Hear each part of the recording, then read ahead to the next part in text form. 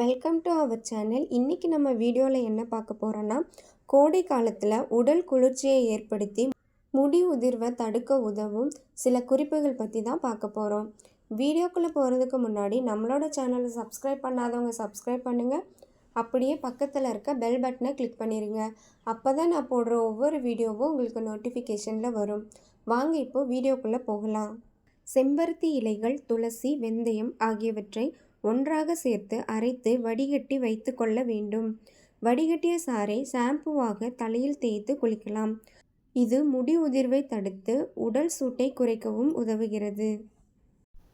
வியர்க்குரு உள்ளவர்கள் வேப்பிலை போட்டு ஊற வைத்த தண்ணீரை குளிப்பதற்கு பயன்படுத்தலாம். வெயிலில் செல்லும்போது கற்றாழையில் உள்ள சோற்றை வெயில் படும் இடங்களில் தேய்த்து கொள்ளலாம். இதனால் வெயிலின் தாக்கம் நேரடியாக சருமத்துக்குள் செல்வது தடுக்கப்படுகிறது. வீட்டுக்கோ அலுவலகத்துக்கோ சென்ற பின் தேய்த்த இடங்களை கழுவி கொள்ளலாம். இதனால் சருமம் மங்குவது தடுக்கப்பட்டு பளபளப்பாக உதவுகிறது.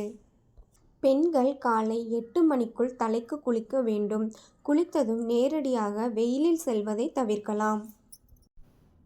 மாதவிலக்கு காலங்களில் உடல் சூட்டை கட்டுக்குள் வைத்து கொள்ள வேண்டும். மருதாணியை அரைத்து உள்ளங்கை மற்றும் பாதங்களில் வைக்கலாம். மருதாணி உடல் உஷ்ணத்தை குறைக்க உதவும். இது மாதிரியான பயனுள்ள தகவல்களை தெரிஞ்சுக்கிறதுக்கு நம்மளோட சேனலை சப்ஸ்கிரைப் பண்ணி ஃபாலோ பண்ணுங்கள். மறுபடியும் நான் இதே மாதிரி அடுத்த வீடியோவில் உங்களை சந்திக்கிறேன். அது வரைக்கும் நன்றி, வணக்கம்.